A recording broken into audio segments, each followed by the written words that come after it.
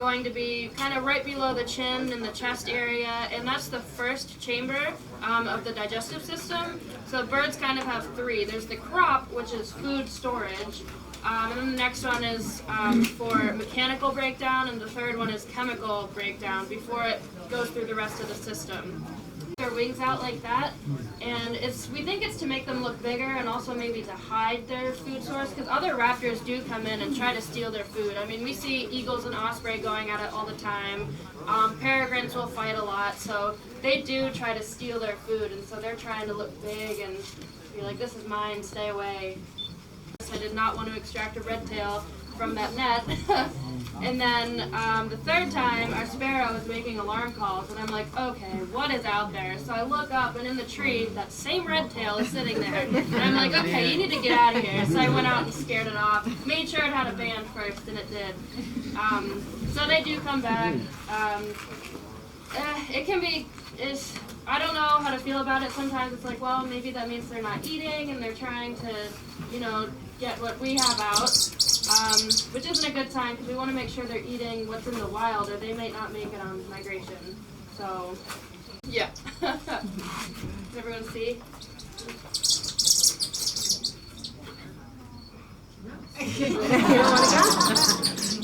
No, that's not your lunch. At this point, they've recaptured them from here. The like farthest, far south? Yeah. I had a merlin once that was found dead in Cuba. Wow. And I also had a couple of years ago a merlin I had caught, and here, 9 days later, it was in Homestead, Florida. Oh, wow. So you can imagine How fast they he's can gone, go, yeah. Thank you. And mortality does happen. Unfortunately, that's probably the number one way we hear back about our banded birds, because you have to think how tough migration is, and finding the food, and how far you're traveling, and also the human-made impacts of turbines and windows and cars, etc. So it does have one more bird for you guys. Ready? You're ready. Yeah. Right by the tree. Yeah. All right. The banner. As he's giving it to me, he's like holding a paper towel to his thumb.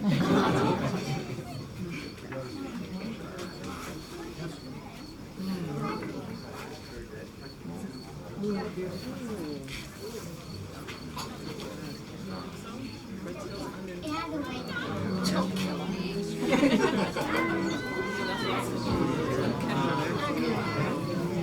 Yep, just look at everyone.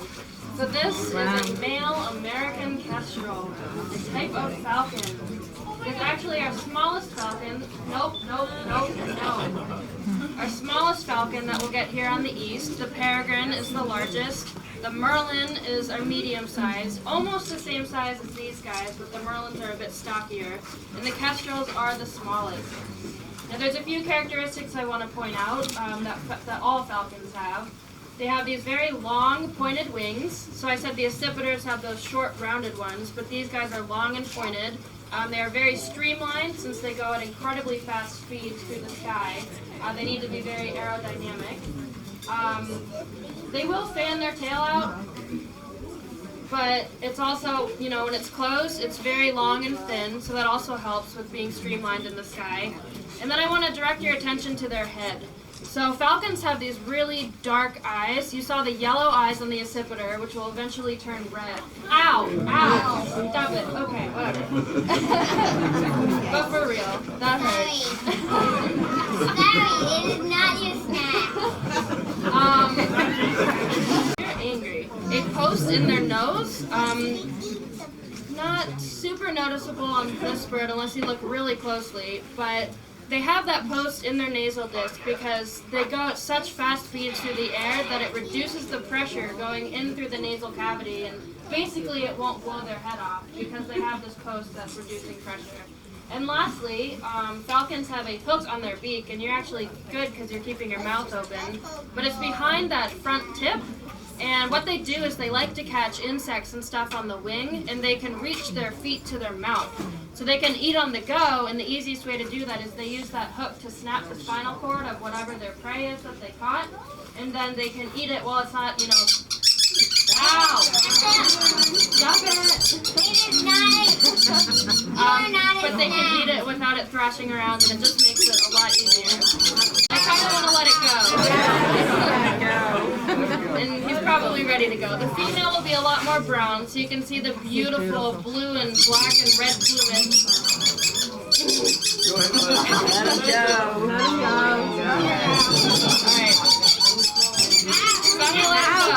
Everyone got their pictures? Yeah.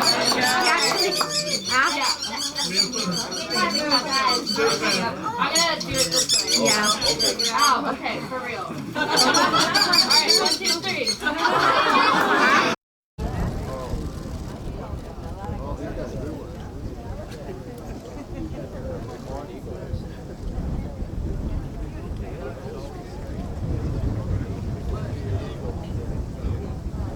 Going around, there's spit on my binoculars, it's ridiculous.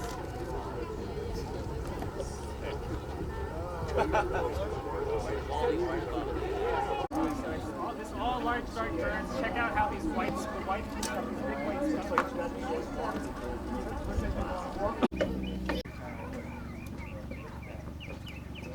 If you turn around, you'll find each one.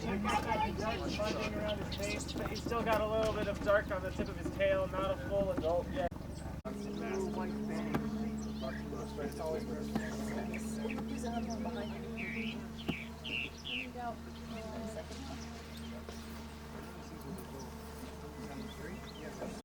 But the kind you can see their favorite were crows. They sit at the top of a tree and walk to the cabin.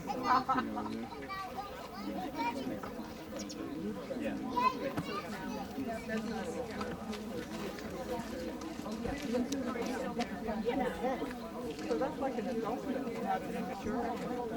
Yeah, because usually it's immature.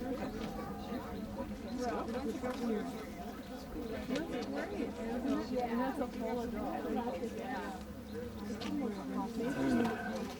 They don't like it. Yeah.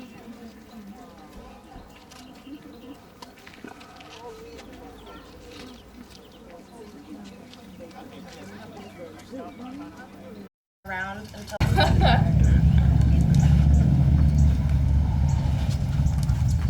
So we have a few birds today.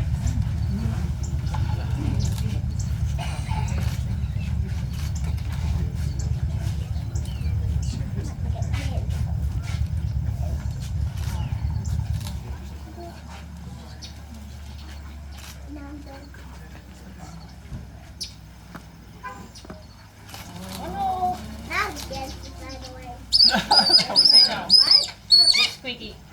This is a male Cooper's hawk. Some of you who have seen this presentation before know that we have this bird, not this bird, but this species at almost every demonstration because they're very ubiquitous and we seem to catch them on a daily basis.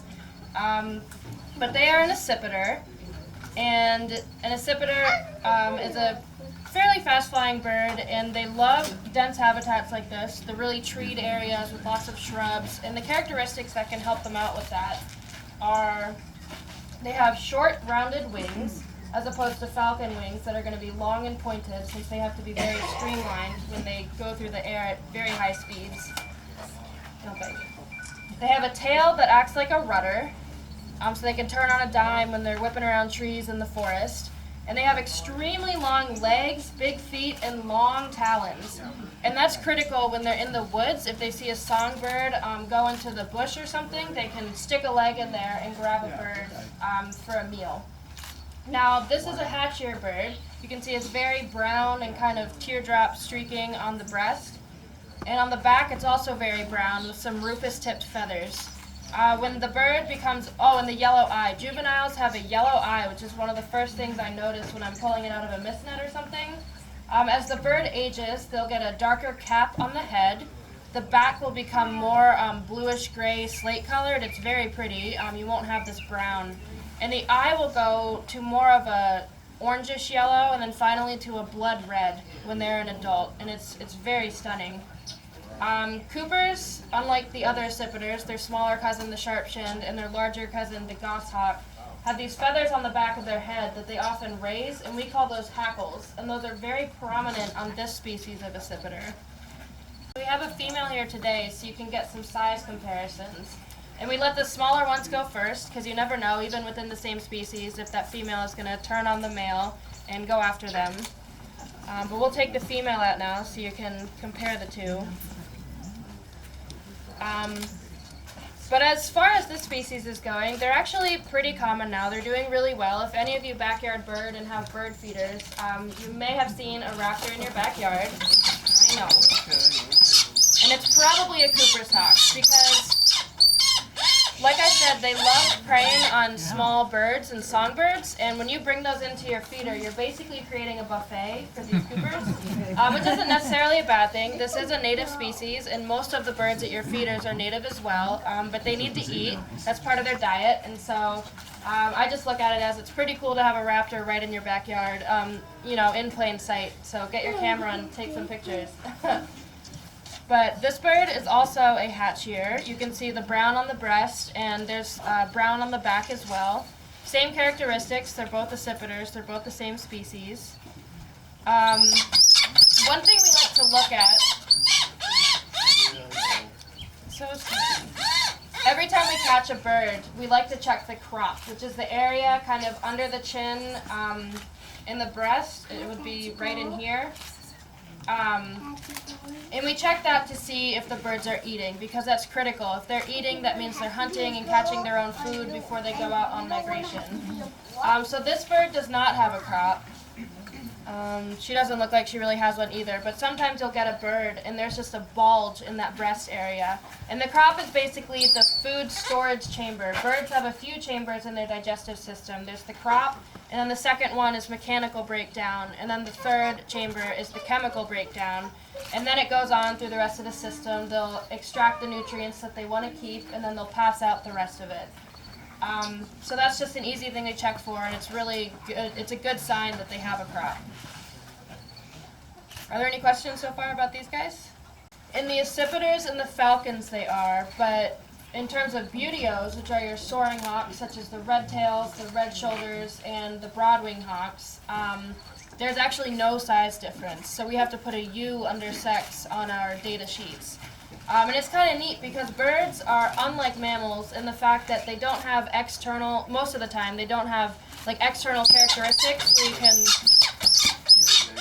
look at it and be like, that's a male versus a female or whatever. So sometimes you have plumage differences, but like I said, with the buteos, you don't get that, and you also don't have a size difference.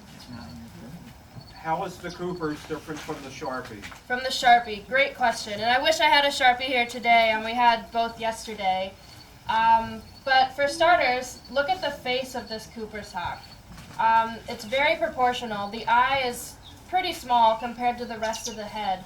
If I had a Sharpie here, that face would be almost all eye.